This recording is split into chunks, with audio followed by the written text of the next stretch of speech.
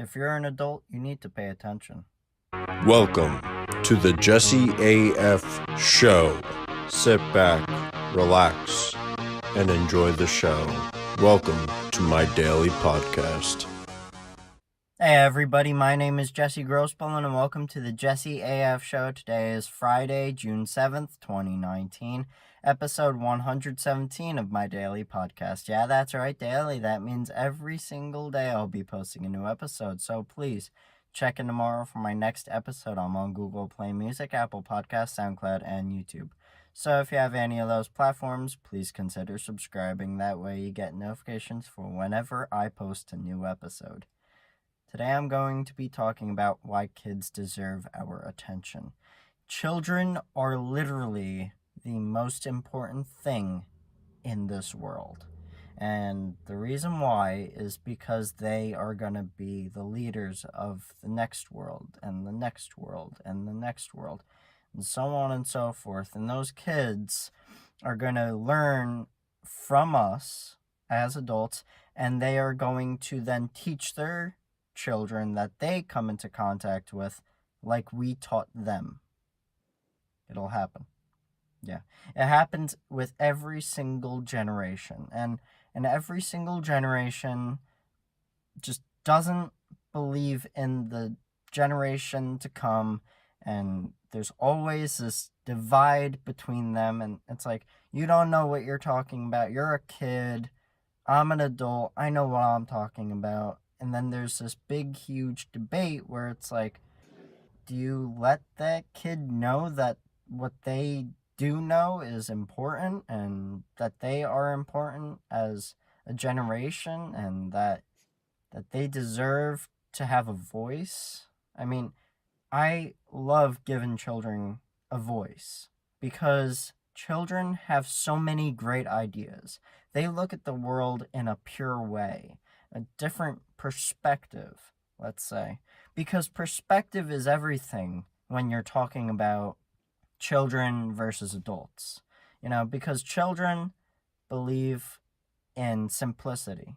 They think so simple that it's almost like, why should we not think that way, as adults? Because we once thought that way, but then we got overcomplicated by life. Life overcomplicates everything, and school overcomplicates everything. And then you go into the whole basics of just the way the mind works, because children are so free thinking. These kids are so marvelous. They have so many amazing ideas, and they have ideas that can solve real issues. There are so many children that have just so simple ideas where problems will be solved very easily if you don't overcomplicate it. See, children love coming up with new ideas all the time. New things, new imaginations.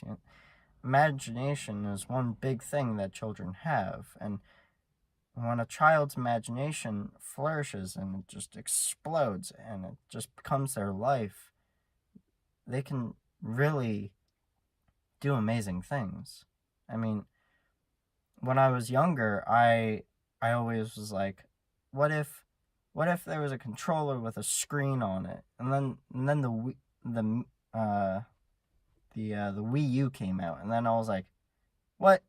They've been listening to me, yeah, and then it's like, maybe they have, but at the same time, children come up with crazy ideas that kind of seem a little out there. It's like, that work? Nah, probably not. And adults underestimate the kids a lot. And these kids have great ideas because they're watching the world as they grow up, and they're seeing everything that they come into contact with, and they're like, that works like that. That's a problem. We need to fix that problem. And children are just problem solvers, and children are our future.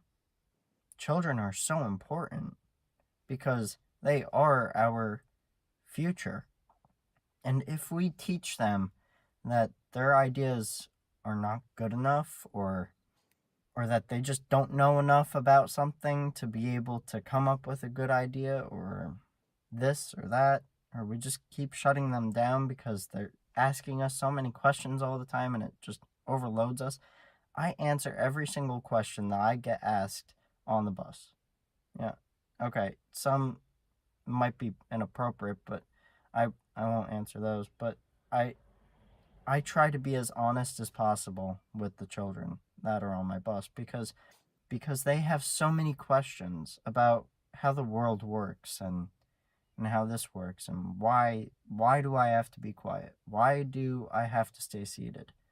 And I like answering those questions because they're so important, because that child will learn a real answer from me, because the world needs that.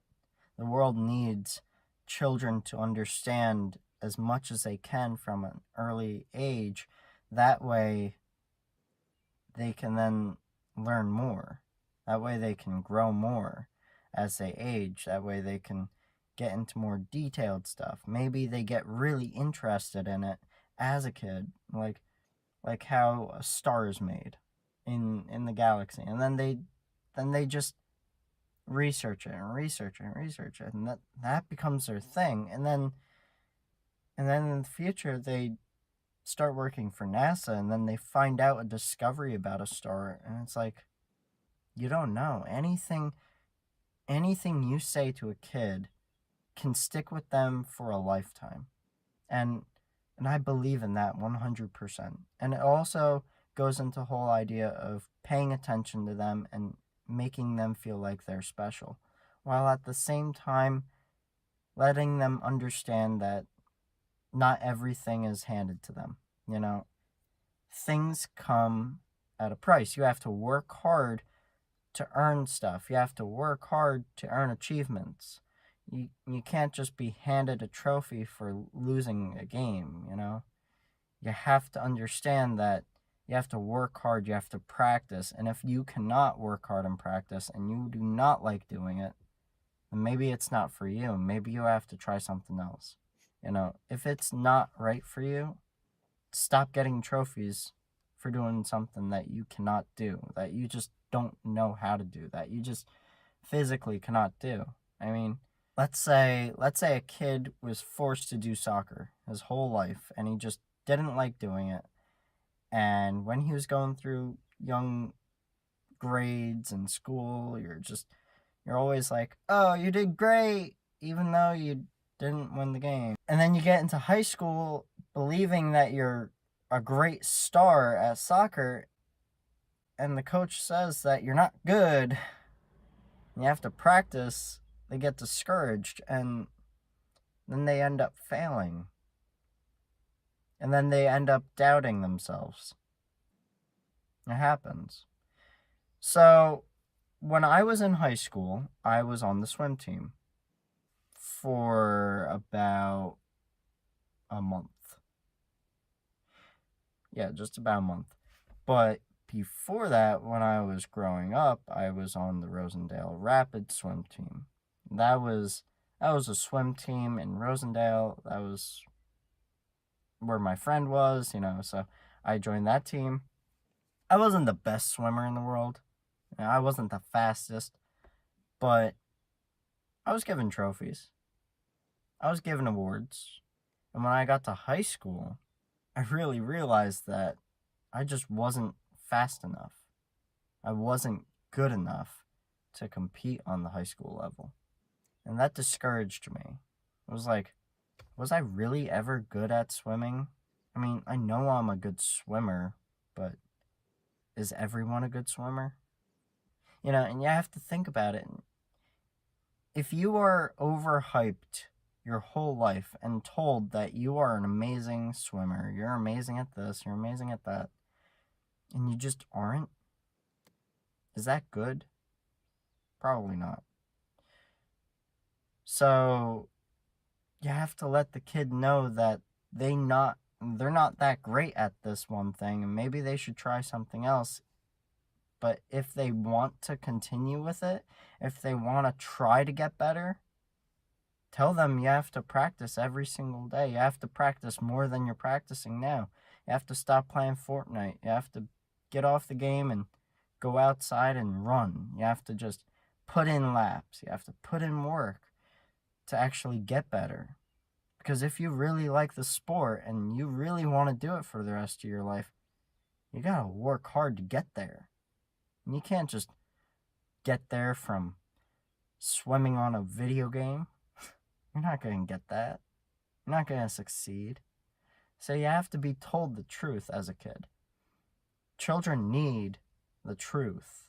And when you don't tell them the truth, they believe you.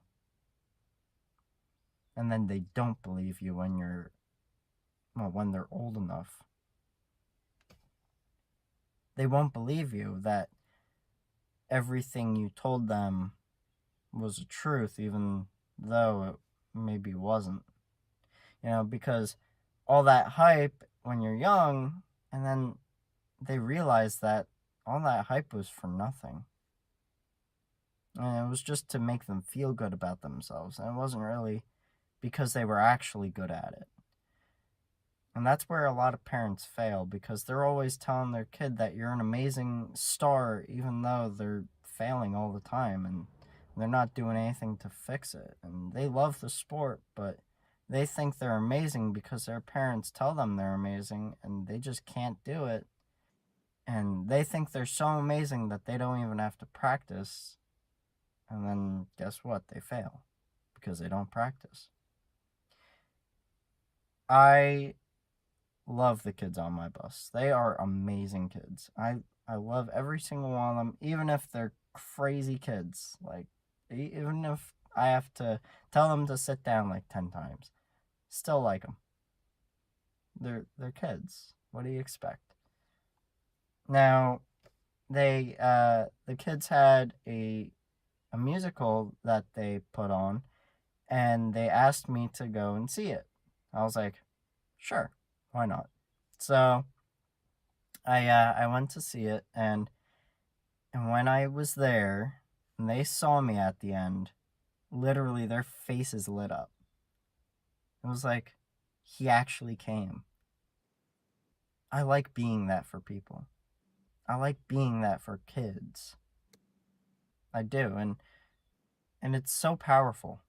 It's so powerful when you hear a kid scream your name from across the room because you came, because you were the only bus driver that came to see their play. And then all the teachers recognize it, and then they're like, wow, he must really care about those kids. But I don't do it for that. I don't do it for the teachers recognizing me. I don't do it for the parents recognizing me. I do it for those kids and that smile that they get on their face. Because that means to them that somebody cares. And I really enjoyed seeing their smiles at the end. And I enjoyed seeing their smiles on the bus. And when they said thank you together, it was great. I hope you guys really enjoyed today's episode. I know I did. I will see you guys tomorrow, and I hope you have a really great day.